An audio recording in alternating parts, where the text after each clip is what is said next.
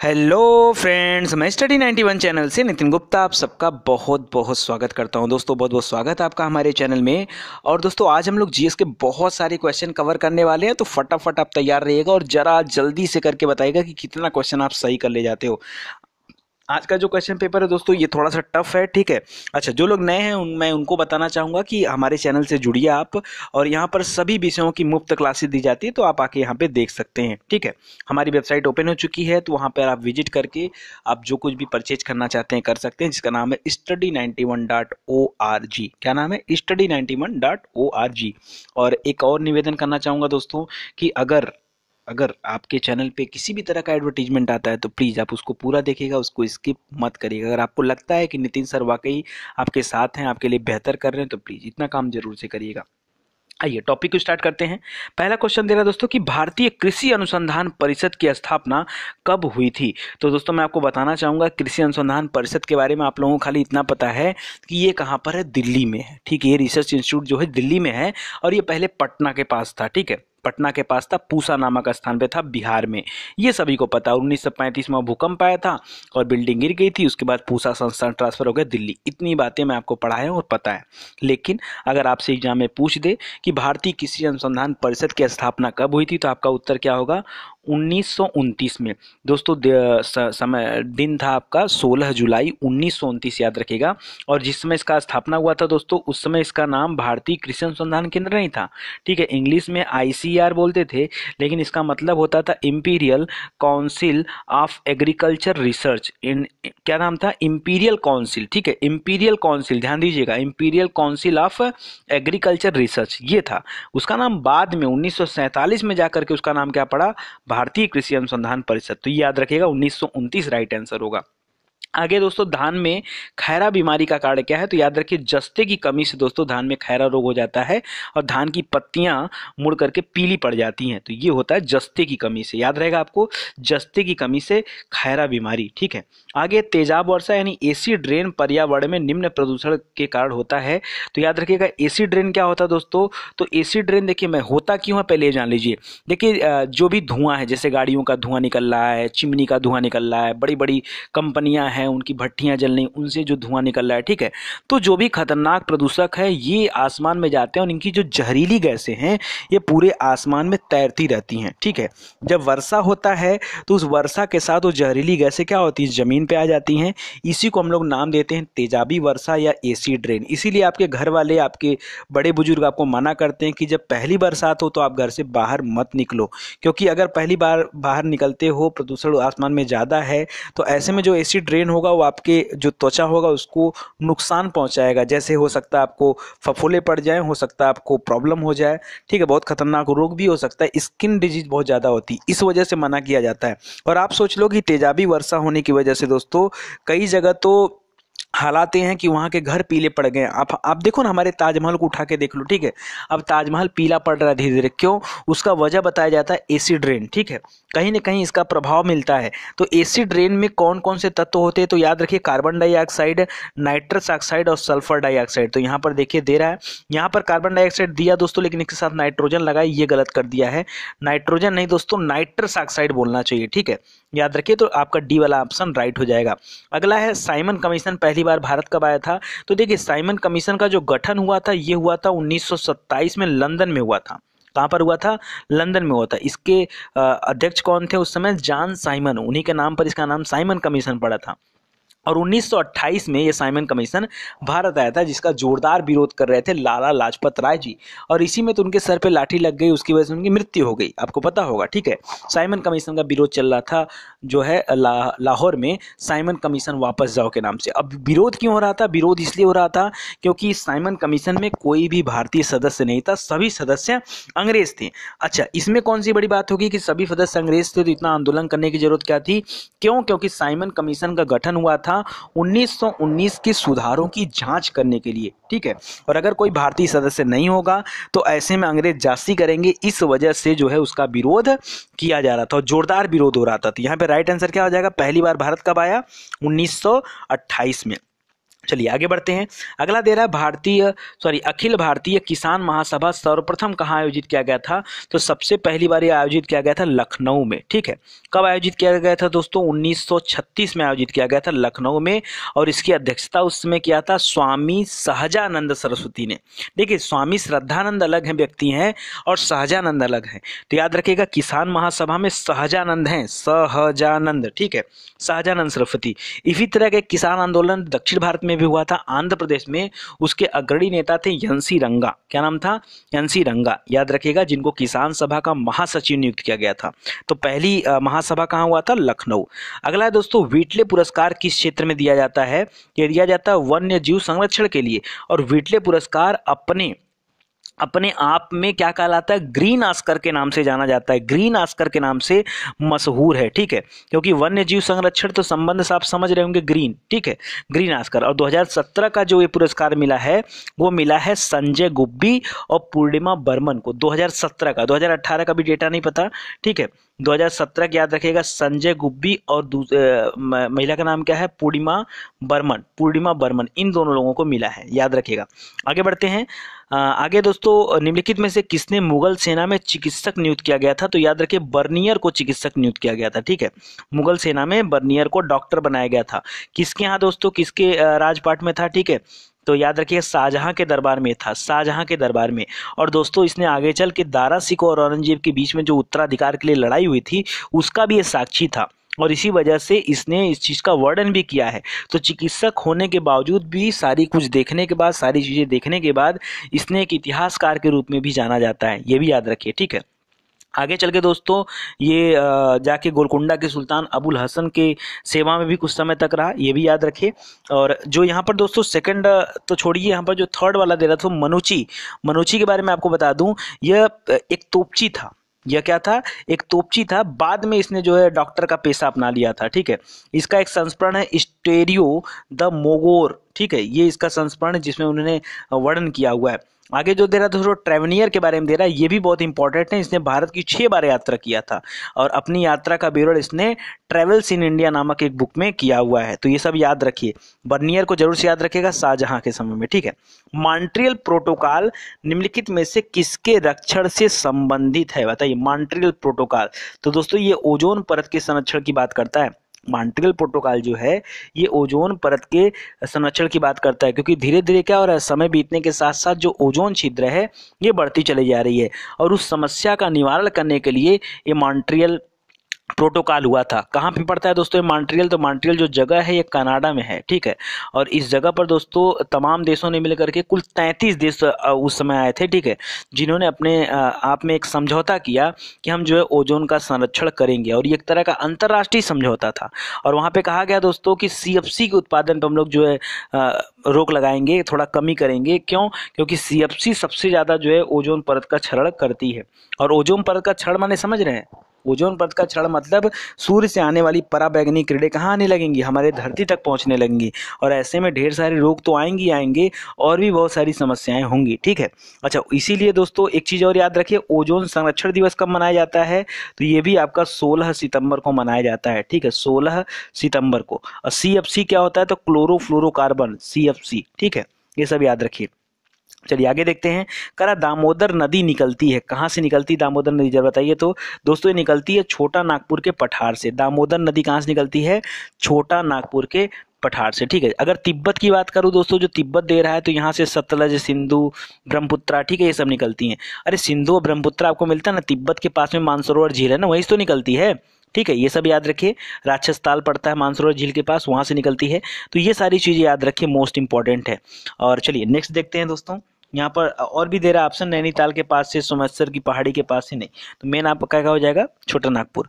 आगे देखिए, मगध की प्रारंभिक राजधानी कौन सी थी, आप बता दीजिए। तो सबसे पुरानी राजधानी थी उसकी राजगिरी, जिसको गिरिब्रज भी कहा जाता था। तो याद रहेगा आपको, राजगिरी या गिरिब्रज, याद रखिएगा। ये हर्यक वंश के राजा बिंबिसार ने इसका स्थापना किया था और इसे अपनी राजधानी बनाई थी। आगे चल के पाटलिपुत्र को राजधानी बनाया राजा उदयन ने। किसने? राजा उदयन ने। आगे देखिए, आगे कह रहा है कपास उद्योग जिन कच्चे मालों पर आश्रित हैं वे कौन कौन से हैं। अगर कपास का जो उद्योग है, ठीक है, कपास को व्हाइट सोना भी कहा जाता है, सफेद सोना, ठीक है, कह रहा है ये किन कच्चे मालों पर आधारित होता है, ये बताना है आपको। तो याद रखिए दोस्तों, ये भार सममूलक पर होता है, भार सममूलक। देखिए ह्रास मूलक क्या होता है, भार वृद्धि क्या होता है, इसको समझने के लिए थोड़ा सा आपको ध्यान देना पड़ेगा। देखिए कपास क्या होता है, कपास एक तरह की रेशे वाली फसल होती है। कपास में क्या होता है, रेशा रेशा होता है और रेशे वाली फसल होती है। और विश्व के आधे से अधिक कपास का उत्पादन, ठीक है, किस काम के लिए किया जाता है, तो कपड़े के लिए किया जाता है। इस कपास से क्या बनते हैं, कपड़े बन के तैयार होते हैं, ठीक है, याद रहेगा आपको, इससे क्या बन के तैयार होते हैं, कपड़े बन के तैयार होते हैं। तो दोस्तों एक चीज और याद रखिएगा, कच्चा माल जो होता है ये उद्योगों के लिए एक चुंबक की तरह काम करता है। और यहाँ पे क्या होता है, कच्चे माल पर आफाई, तो ये किस पे होता है, ये भार सममूलक होता है। आगे मैं बताऊंगा जैसे भार ह्रास मूलक क्या होता है। सपोज करिए दोस्तों गन्ना है, तो गन्ना जैसे खेतों से निकलता है तो उसका वजन कुछ और होता है, लेकिन मिल तक पहुंचने में उसका वजन घट जाता है, बढ़ नहीं जाता है, घट जाता है। समझ रहे हैं क्यों घट जाता है, क्योंकि उसका जो रस होता है वो धीरे धीरे सूखता है, तो रस के सूखने की वजह से गन्ने में रस की मात्रा कम हो जाएगी, तो उसका वजन क्या हो जाएगा, घट जाएगा, तो ह्रास मूलक हो जाएगा। लेकिन जो कपास होता है ये भार सममूलक होता है, ठीक है, ये भार सममूलक होता है, बढ़ जाता है, इसका वेट बढ़ जाता है, थोड़ा सा भी पानी पड़ गया तो वेट बढ़ जाएगा। ये सारी, जैसे कोयला, कोयला क्या होता है, ये भी भार सममूलक होता है, ठीक है। चलिए आगे देखते हैं, निम्नलिखित में से कौन सा बाघ आरक्षित क्षेत्र दो राज्यों में विस्तृत है। कौन सा बाघ आरक्षित क्षेत्र दो जगह पर है, तो कान्हा किसली का नाम सुना होगा आपने, ठीक है, कान्हा वन्य जीव अभयारण्य, ये मध्य प्रदेश में भी है, और क्योंकि मध्य प्रदेश से अलग करके बना था आपका छत्तीसगढ़, ठीक है, तो ये छत्तीसगढ़ तक फैला हुआ है, ठीक है, दोनों में पड़ता है इसका बॉर्डर, तो याद रखिएगा। आगे दोस्तों, ईश्वर केवल मनुष्य के सद्गुण को पहचानता है तथा उसकी जाति नहीं पूछता। आगामी दुनिया में कोई जाति नहीं होगी, यह सिद्धांत किस भक्ति संत का है, उनका नाम बताना है। दोस्तों गुरु नानक जी ने ये कहा था, और वाकई नानक जी की अगर ये सिद्धांत है और उनका यह चीज जो है सत्य हो जाए तो कितना अच्छा हो जाए, कितना बढ़िया हो जाए, कि व्यक्ति को उसके सद्गुण से पहचाना जाता है, उसकी जाति से नहीं। और वाकई दोस्तों मैं जब अमृतसर गया था तो मैं इस चीज़ को देखकर बिल्कुल प्रभावित था, बहुत प्रभावित था, कि वहाँ किसी जाति का चीज़ नहीं था, किसी धर्म की मान्यता नहीं थी, ठीक है, हर व्यक्ति एक समान था, बहुत बेहतरीन चीज़। तो ये बिल्कुल सही है और गुरु नानक जी का ये कथन है। गुरु नानक जी का जन्म कहाँ हुआ था, तलवंडी में ना, तलवंडी ननकाना साहिब, ठीक है, 1469 में, यानी 1469 मतलब 1469 में, याद रखिएगा। आगे, अधिकांश मौसम गतिविधियां जिस वायुमंडलीय परत में होती हैं उसको क्या बोलते हैं, विक्षोभ मंडल। वी साइलेंट हो गया, बच गया क्षोभ मंडल। ये वायुमंडल की सबसे निचली परत होती है, जो कि 8 से 10 किलोमीटर पे स्टार्ट हो जाती है। ध्रुवों पर इसकी ऊंचाई सबसे कम होती है और विषुवत रेखा पर सबसे ज्यादा। ध्रुव पर दोस्तों 8 किलोमीटर के आसपास, वहीं विषुवत रेखा पर 18 किलोमीटर के आसपास मिलेगी आपको, ठीक है, याद रखिएगा। तो सबसे निचली परत जो होती है वो क्षोभ मंडल होती है, याद रहेगा आपको। और इसके ऊपर अगर बढ़ोगे, ठीक है, तो 165 मीटर की ऊंचाई पर जाने पे 1 डिग्री सेल्सियस का क्या होगा, आपको चेंजिंग देखने को मिलेगा। आगे देखिए, विश्व की सबसे बड़ी ताजा पानी की झील कौन सी है, ताजा पानी की झील, ध्यान से देखिएगा, खारा पानी, ताजा पानी सब सुना करिए, ठीक है। तो सबसे बड़ी ताजे पानी की झील है लेक सुपीरियर झील, अमेरिका में पड़ती है लेक सुपीरियर झील। ये कनाडा और संयुक्त राज्य अमेरिका के बॉर्डर पे स्थित है, ठीक है, और याद रहेगा आपको लेक सुपीरियर, ठीक है। और बैकाल तो दोस्तों ये गहरी झील है। आगे देखिए, और खारे खारे भी आएगा।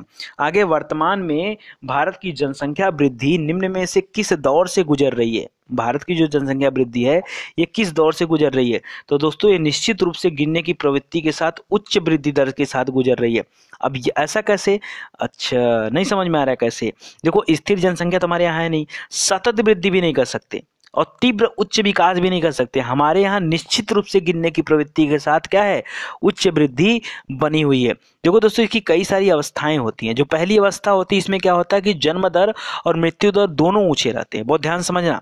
पहली अवस्था जो होती है उसमें जन्म दर और मृत्यु दर दोनों हाई रहते हैं। दूसरी अवस्था जो होती है उसमें जन्म दर हाई रहती है और मृत्यु दर क्या होती है, गिर जाती है। और तीसरी अवस्था जो होती है उसमें जन्म दर और मृत्यु दर दोनों कम हो जाती है। समझते रहना बात को, ठीक है, समझते रहा। और वर्तमान में अगर हम भारत की जनसंख्या वृद्धि की बात कर दें तो निश्चित रूप से जो गिरावट का रुझान है वो यहाँ पर दिख रहा है, लेकिन ओवरऑल जब लेके चलोगे तो उच्च वृद्धि दौर से गुजर रही है, ठीक है। तो एक तरफ गिर भी रही है, दूसरी तरफ उच्च वृद्धि के साथ बढ़ भी रही है, ये समझने का प्रयास करिए।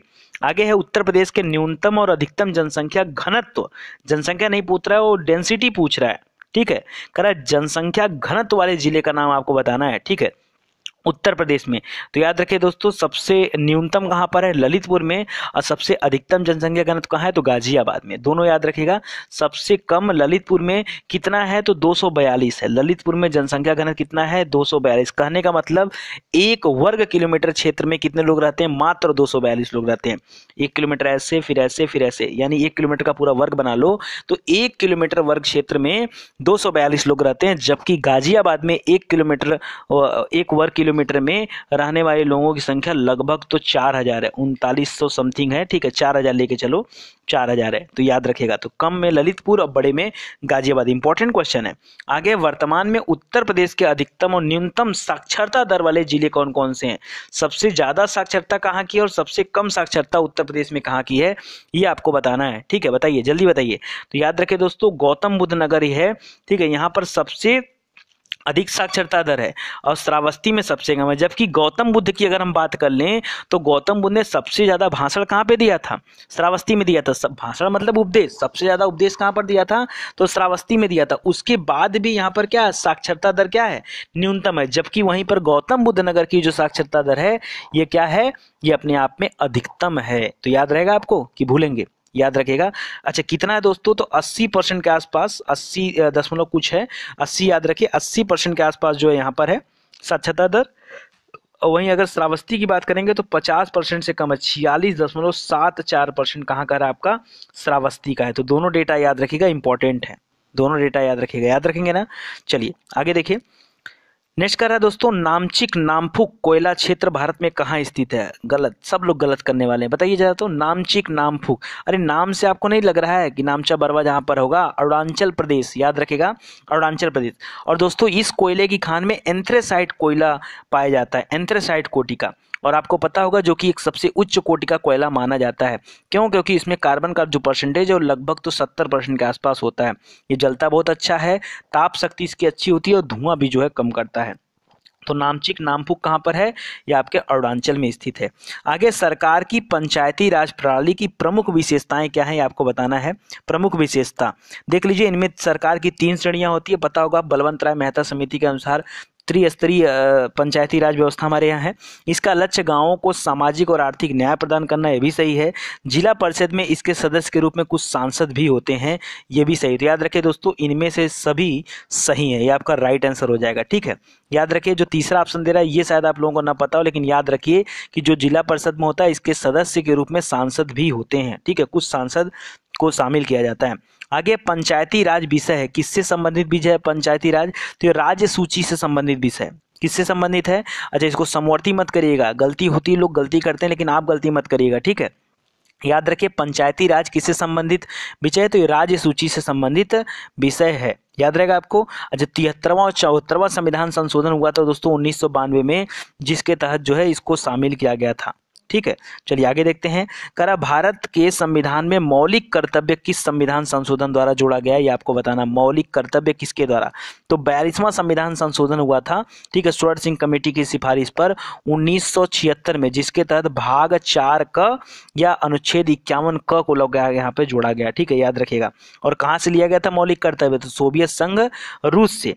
आगे देखिए, यदि राष्ट्रपति और उपराष्ट्रपति का पद खाली हो तो भारत के राष्ट्रपति के पद पर कौन होगा? देखिए, राष्ट्रपति का भी खाली हो चुका और उपराष्ट्रपति का भी खाली हो चुका है। तो ऐसे में जो भारत का मुख्य न्यायाधीश होगा, मतलब सर्वोच्च न्यायालय का जो मुख्य न्यायाधीश होगा वो बनेगा। ठीक है, अच्छा, ये कहाँ पर दिया हुआ दोस्तों? तो अनुच्छेद 70 में कहा गया है कि अगर कभी भी ऐसी स्थिति उत्पन्न होती है तो यही चीजें होंगी। कोई दिक्कत आपको? फिलहाल ये भी बताया गया कि 6 महीने के अंदर राष्ट्रपति का पद भर देना पड़ेगा। इंद्रधनुषीय क्रांति का संबंध किससे है? इंद्रधनुषी, तो इंद्रधनुष में क्या होता है? इन सभी क्रांतियों को मिक्स कर दो, सभी क्रांतियां जितनी भी हैं, लाल पीला हरा नीला, सब मिक्स कर दो।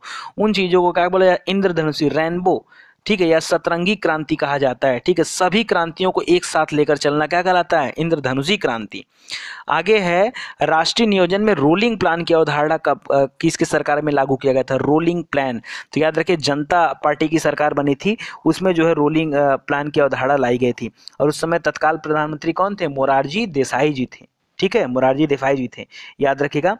और कब से कब तक तो बता दूं आपको, जनता पार्टी की सरकार बनी थी दोस्तों पांचवी पंचवर्षीय योजना 74 से 79 तक थी, उसी में बनी थी। ठीक है, और याद रखिएगा, जबकि इसको 1 वर्ष पूर्व ही समाप्त कर दिया गया था, यानी 78 में ही इसको समाप्त कर दिया गया था।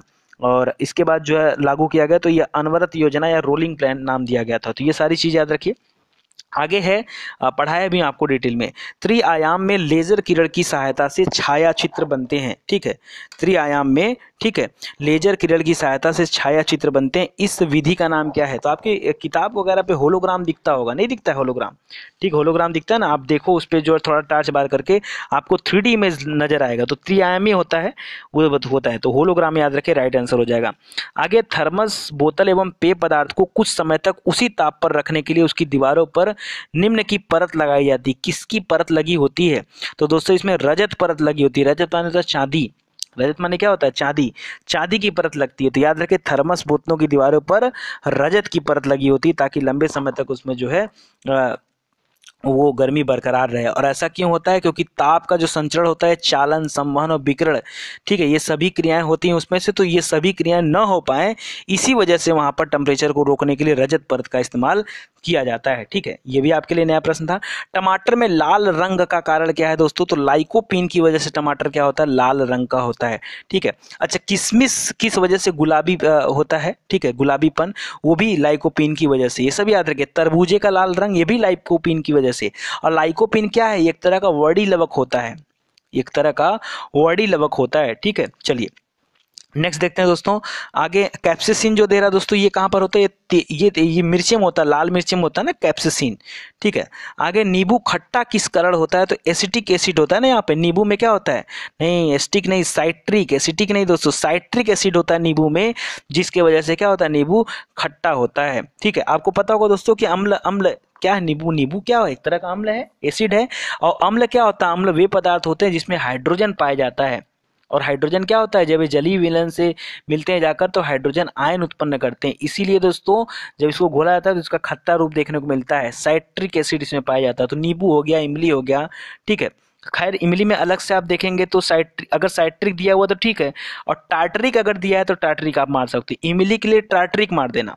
खट्टा होने के बाद भी इमली में क्या होता है? टार्टरिक होता है।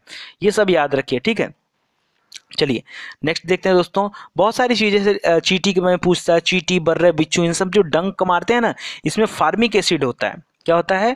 फार्मिक एसिड होता है। सब आपको पढ़ाया गया है। अगर जो डेली पढ़ते होंगे वो तो कर ले जाएंगे, जो एक आध दिन पढ़ते होंगे उनकी तो कहानी खराब है।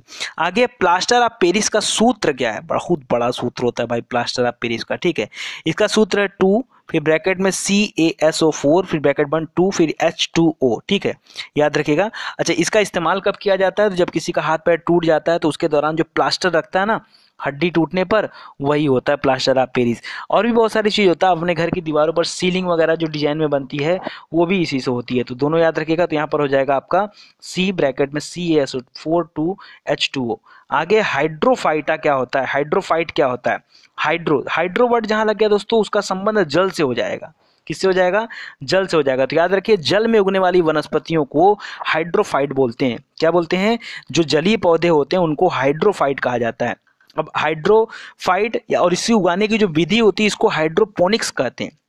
अब जैसे अमरबेल को, सॉरी अमरबेल कह रहे हैं, जैसे आप समुद्र में तो नहीं दोस्तों, इसको बोल सकते हैं ना, जैसे सिंघाड़ा सुना होगा, जलकुंभी सुना होगा। ठीक है, सुना है ना।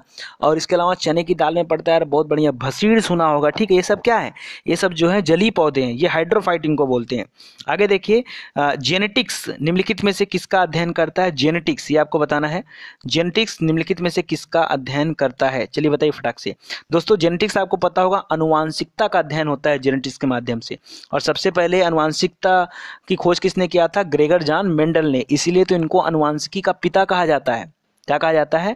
अनुवांशिकी का पिता। हालांकि अगर डीएनए के बारे में आपसे पूछे तो वाटसन एंड क्रिक, दो लोग थे, वाटसन और क्रिक, जिन्होंने द्विकुंडलित संरचना का मॉडल दिया था डीएनए का। तो एक अलग चीजें हैं।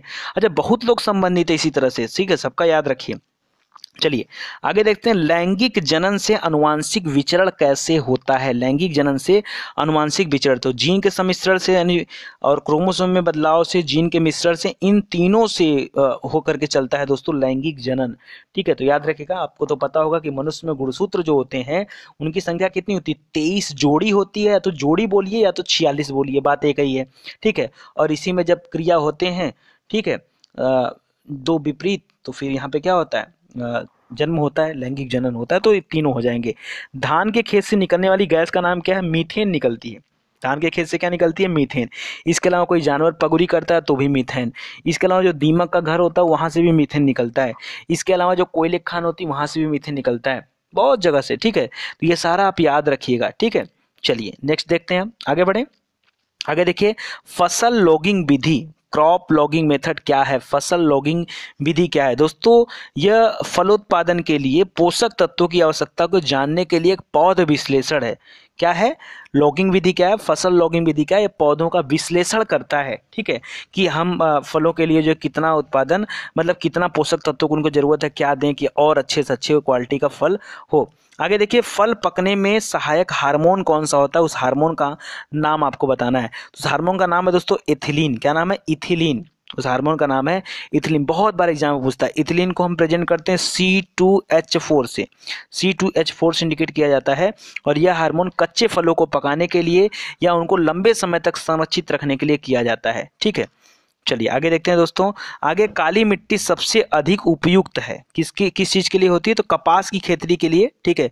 कपास की खेती के लिए काली मिट्टी सबसे बढ़िया मानी जाती है, ठीक है। याद रहेगा आपको, काली मिट्टी याद रखेगा, मोस्ट इंपॉर्टेंट है। चलिए नेक्स्ट चलते हैं दोस्तों। अगला है दोस्तों, आईसी चिपों द्वारा निर्मित प्रथम डिजिटल कंप्यूटर जाना जाता है। कौन सा ऐसा डिजिटल कंप्यूटर था जिसमें सबसे पहले आईसी चिप यानी इंटीग्रेटेड सर्किट चिपों का इस्तेमाल किया गया था? तो दोस्तों वो था IBM 1620, ठीक है, 1620, ये पहला था। और IBM का फुल फॉर्म क्या होता है? इंटरनेशनल बिजनेस मशीन, याद रहेगा आपको। चलिए, क्रायोजेनिक्स इंजन का इस्तेमाल होता है, किस काम में होता है इसका इस्तेमाल? तो स्पेस टेक्नोलॉजी में इसका इस्तेमाल किया जाता है, स्पेस शटल में इसका इस्तेमाल किया जाता है। एक्चुअली में क्रायोजेनिक क्या होता है? तो कम तापमान पर ईंधन को रख पाना, ये क्रायोजेनिक्स कहलाता है। क्या कहलाता है? क्रायोजेनिक्स कहलाता है। और यहाँ पर 0 से लेकर के 150 डिग्री सेल्सियस के नीचे के तापमान को क्रायोजेनिक तापमान माना जाता है वैज्ञानिक दृष्टि से, ठीक है। आगे अब आपको बहुत बताऊंगा। देखिए, जब भी ये रॉकेट प्रक्षेपण किया जाता है तो वहाँ पर इस तरह के इंजनों का इस्तेमाल किया जाता है। शुरुआत में दोस्तों क्रायोजेनिक इंजन जो है हम नहीं बना पाते थे, हम परचेज करते थे रूस के साथ, बट अब हमारा इसरो भी इस काम में आगे बढ़ चुका है और काफ़ी सफल हो चुका है। और अब हम खुद अपना क्रायोजेनिक इंजन बनाते हैं, ठीक है। और आपने देखा होगा फटाफट इधर साल 2 साल से देख रहा होगा कि इसरो ने बहुत सारे प्रक्षेपण किए हैं और उन सभी में जो है क्रायोजेनिक इंजन का इस्तेमाल किया गया था, ठीक है। चलिए, इसका सफल परीक्षण कहाँ पे हुआ था? तो सबसे पहले तमिलनाडु में हुआ था और फिर आगे चल के अब इसका तो लगातार इस्तेमाल भी किया जा रहा है। आगे, वायुमंडल में उपस्थित ओजोन परत अवशोषित करती है, ठीक है। क्या अवशोषित करती है? जो वायुमंडल में हमारी ओजोन परत है, ये सूर्य से आने वाली अल्ट्रा वायलेट रेज को क्या करती है? ये क्या करती है? एडॉप्ट कर लेती है, ताकि वो रेज जो है वो जमीन तक नहीं पहुंच पाए। और ओजोन को किससे इंडिकेट किया जाता है? तो इसको O3 बोला जाता है। ओजोन को क्या करते हैं? O3 से इंडिकेट करते हैं, तो ये भी याद रखिएगा। आगे, निम्न में से कौन सी गैस वैश्विक उष्णता यानी ग्लोबल वार्मिंग के लिए उत्तरदायी है? देखो, पीछे भी क्वेश्चन जो पूछा था वो एसिड रेन के बारे में पूछा था। वहां हमने पढ़ा कार्बन डाइऑक्साइड, नाइट्रस ऑक्साइड और क्या पढ़ा हमने? सल्फर डाइऑक्साइड पढ़ा। लेकिन यहाँ पर ग्लोबल वार्मिंग के लिए पूछ रहा है दोस्तों, तो याद रखिए दोस्तों, कार्बन डाइऑक्साइड और मीथेन ये सबसे ज्यादा उत्तरदायी है। तो कार्बन डाइऑक्साइड देखिए वहां भी था, लेकिन यहाँ पर मीथेन है। यहाँ पर नाइट्रोजन का वाला मत करिएगा, मीथेन राइट आंसर होगा। आगे है, उत्तर प्रदेश शासन ने एग्रो पार्क कहाँ पे स्थापित किया था? ये आपको बताना है। एग्रो पार्क तो ये हुआ था वाराणसी में, ठीक है। और इसके अलावा सब्जी अनुसंधान केंद्र भी कहाँ पर है? वाराणसी में। कई बार एग्जाम में पूछा है तो ये भी याद रखिएगा। हालांकि ऐसा नहीं कि खाली बनारस में ही है, और भी बहुत जगह पे, लखनऊ में भी दोस्तों इस तरह के पार्क बनाए जा चुके हैं, एग्रो पार्क। और हापुड़ में भी है, सहारनपुर में भी है, ठीक है। अच्छा, यहाँ ऑप्शन भी तो दे रहा है, हापुड़ में, सहारनपुर में, ठीक है। यहाँ पर तो फिर ऐसे में क्या करेंगे? कौन सा कूट कर देंगे बताइए? यहाँ पर सभी हो जाएगा ना। इन सभी जगहों पर एग्रो पार्क बनाए जा चुके हैं। चलिए आगे देखिए, भारत ने अपना पहला परमाणु परीक्षण कब किया था? अब इस पे तो मूवी भी आ गई यार, कम से कम अब तो सही कर लो, अब तो सही कर लो। 18 मई 1974 को भारत ने अपना पहला परमाणु परीक्षण किया था। 2 बार किया था ये भारत ने, सबसे 11 और 13 मई को किया था, ठीक है। और उसके बाद जो है 98 में किया था, 11 और 13 मई को 1998 में किया था। लेकिन यहाँ आपसे पूछ रहा पहला वाला कब किया था, तो ये बिल्कुल सही। देखिए यहाँ पर उल्टा दे दिया, 89, ये नहीं होगा, 98 वाला सही है। लेकिन पहला आपका कब हुआ था? तो 18 मई 1974 को हुआ था, राजस्थान के जैसलमेर में, पोखरन के पास, ठीक है। चलिए आगे है, किसे वर्ष 2018 का अंतर्राष्ट्रीय मैन बुकर पुरस्कार प्रदान किया गया। मैन बुकर पुरस्कार इस बार का किसको दिया गया आपको बताना है। तो इस बार दिया गया दोस्तों ओल्गा टोकार्जुक को। किसको? ओल्गा टोकार्जुक को दिया गया, ठीक है। अच्छा, एक बहुत बड़े उपन्यासकर्ता हैं, ठीक है, इनका नाम याद रखिएगा और इनको मिला है इस बार का। ओके, चलिए आगे पढ़ते हैं। अच्छा, कभी अगर आपसे ये पूछ दे कि किस चीज़ के अनुवाद के लिए उनको दिया गया था, ठीक है, तो ये आप क्या बताएंगे? आप कमेंट करके बताइएगा इसके बारे में, ठीक है, कि इनका अनुवाद किस पे किया गया था। आगे, उत्तर प्रदेश की अर्थव्यवस्था नामक पुस्तक किसके द्वारा लिखी गई? उत्तर प्रदेश की अर्थव्यवस्था, तो ये बिल्कुल नया प्रश्न है दोस्तों। हालांकि देखिए यहाँ पर जो नाम दे रहा है अरविंद नारायण मिश्र और अतुल चंद्रा, ये दोनों जो लोग जो है इससे संबंधित हैं, ठीक है। इन दोनों लोगों ने मिल करके किताबें लिखा है, लेकिन यहाँ पर अलग अलग दे रहा है, तो ऐसे में टिक कर पाना बड़ा मुश्किल है। वैसे आप टिक कर सकते हैं अरविंद नारायण को, ठीक है, अरविंद नारायण कर लीजिए। चलिए, अरविंद नारायण, ठीक है। ओके, चलिए आगे बढ़ते हैं दोस्तों। नेक्स्ट है इंडियन प्रीमियम लीग 2008, आईपीएल 2018 की 2008 गड़बड़ दे दिया क्या यहाँ पर? ठीक है, यहाँ पर देखिए, एक सेकंड रुकिए, इसका वो बहुत बड़ा हो गया, अभी सही है, ठीक है। करा दोस्तों कि इंडियन प्रीमियम लीग 2018, अब देखिए यहाँ पर 8 दिया और एक तरफ 18 दे रहा है, तो ये मिसप्रिंट हो गया होगा, उससे घबराइए मत, 18 ही मान के चलिए। करा कि फाइनल मैच किस स्टेडियम में खेला गया था? कहाँ पर खेला गया था? तो मुंबई में खेला गया था, वानखेड़े स्टेडियम में। आखिरी मैच जो हुआ था ये वानखेड़े स्टेडियम में खेला गया था, और इसी में जो है चेन्नई सुपर किंग्स ने किसको हराया था? हैदराबाद को हराया था, सनराइजर्स हैदराबाद को हराया था, याद रखिएगा। और यह आईपीएल का चौथा संस्करण था, ये भी आपसे पूछ सकता है, तो 11वां संस्करण इस बार था, ठीक है। और इसके प्रायोजक कौन थे? तो वीवो कंपनी थी, वीवो जो थी इसकी प्रायोजक थी। हर बार देता है ना कि कौन इसके प्रायोजक है। बौद्धिक संपदा सूचकांक 2018 में भारत का कौन सा स्थान है? तो भारत का इस बार स्थान मिला 244वां स्थान मिला है बौद्धिक में। किसमें? बौद्धिक संपदा सूचकांक में 50 देशों की सूची में 44वां स्थान मिला है। और पहले नंबर पे कौन है? तो पहले पे अमेरिका है, और दूसरे पे ब्रिटेन है, और तीसरे नंबर पे स्वीडन है। अमेरिका, ब्रिटेन, स्वीडन, बौद्धिक संपदा सूचकांक, ठीक है। आगे, a century is not enough, इस पुस्तक के लेखक का नाम आपको बताना है। A century is not enough, तो एक महत्वपूर्ण क्रिकेटर है जिनका नाम है सौरभ गांगुली, ठीक है। उन्होंने एक किताब लिखा है सेंचुरी इज नॉट एनफ, ठीक है। और आपको पता होगा सौरभ गांगुली जो हैं, नाम तो सुना ही होगा आपने, सौरभ गांगुली, राहुल द्रविड़। हालांकि राहुल द्रविड़ का एक प्रचार बहुत अच्छा आता है, ठीक है, कि आपकी ज़िंदगी का ओवर हो गया, तो कैंसर वाला प्रचार करते हो ना, तो उनका नाम यहाँ पे मत रखिएगा, सौरभ गांगुली याद रखिएगा दोस्तों यहाँ पर। A century is not enough. और आखिरी देखिए, आखिरी नहीं, अभी 2 क्वेश्चन और है।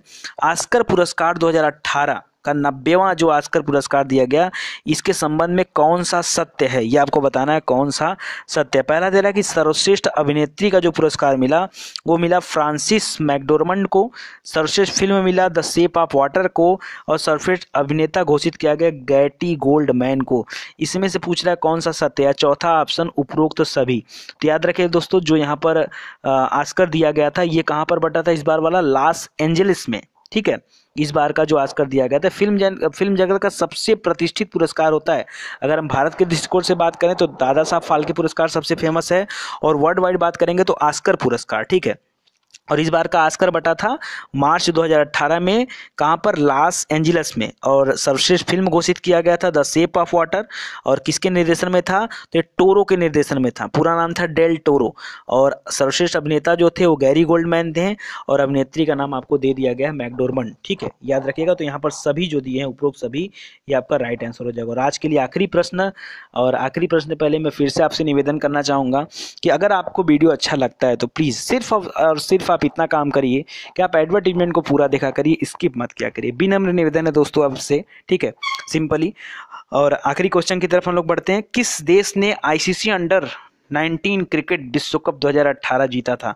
किस देश ने? तो दोस्तों इस बार का खिलाड़ी कौन रहा है? भारत रहा है, ठीक है, याद रखिएगा, इस बार खिलाड़ी कौन रहा है? भारत रहा है। और इससे पूर्व जो है कई बार कप जीता जा चुका है, सन 2000 में, 2008 में, 2012 में, तो ये भी याद रखिएगा, ठीक है। चलिए, और इसी के साथ दोस्तों ये होता हमारा समाप्त, और आप सभी का बहुत बहुत धन्यवाद। अगर आपको अच्छा लगा हो तो प्लीज़ वही एडवर्टीजमेंट को जरूर से देखिएगा, वीडियो को शेयर भी करिएगा, ठीक है। Thank you so much.